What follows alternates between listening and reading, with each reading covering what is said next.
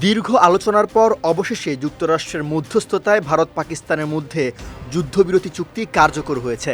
দেশ দুটির প্রধানমন্ত্রীসহ ঊর্ধ্বতন কর্মকর্তাদের সঙ্গে মার্কিন পররাষ্ট্রমন্ত্রী মার্কো রুবিও ও ভাইস প্রেসিডেন্ট জেডি ভ্যান্সের প্রচেষ্টায় এই যুদ্ধবিরতির ঘোষণা দেন যুক্তরাষ্ট্রের প্রেসিডেন্ট ডোনাল্ড ট্রাম্প। তবে পরমাণু অস্ত্রধারী এ দুই দেশের যুদ্ধবিরতি নিয়ে সামনে এসেছে নতুন তথ্য। মূলত ভারত পাকিস্তান সীমান্তে উত্তেজনা বৃদ্ধির প্রেক্ষাপটে ভীতিকর গোয়েন্দা তথ্য পাওয়ার পর ভাইস প্রেসিডেন্ট জেডি ভ্যান্স ভারতের প্রধানমন্ত্রী নরেন্দ্র মোদীকে ফোন করে পাকিস্তানের সঙ্গে যুদ্ধবিরতি আলোচনা শুরুর আহ্বান জানান। এমনটাই জানিয়েছে মার্কিন সংবাদ মাধ্যম সিএনএন। সিএনএন বলছে, মার্কিন প্রশাসনের একটি কেন্দ্রীয় দল ভাইস প্রেসিডেন্ট জেডি ভ্যান্স, পররাষ্ট্রমন্ত্রী ও অন্তর্বর্তীকালীন জাতীয় নিরাপত্তা উপদেষ্টা মার্কো রুবিও এবং হোয়াইট হাউসের চিফ অব স্টাফ সুজি ওয়াইলস ভারত ও পাকিস্তানের মধ্যে চলমান সংঘাত ঘনিষ্ঠভাবে পর্যবেক্ষণ করছিলেন। এর মধ্যেই যুক্তরাষ্ট্র এমন কিছু গোয়েন্দা তথ্য পায় যা পরিস্থিতিকে বিপজ্জনক বলে ইঙ্গিত দেয়।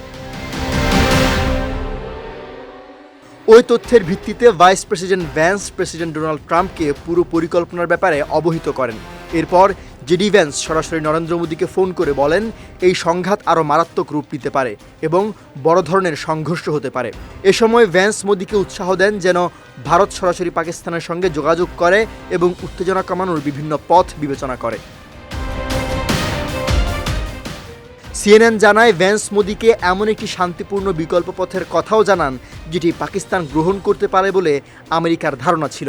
তবে ওই তথ্যের প্রকৃতি সম্পর্কে বিস্তারিত জানানো না হলেও তা এতটাই গুরুত্বপূর্ণ ছিল যে এই তিন শীর্ষ কর্মকর্তাকে বিষয়টিতে যুক্তরাষ্ট্রকে আরও সক্রিয় হবার প্রয়োজনীয়তা বোঝাতে সাহায্য করে।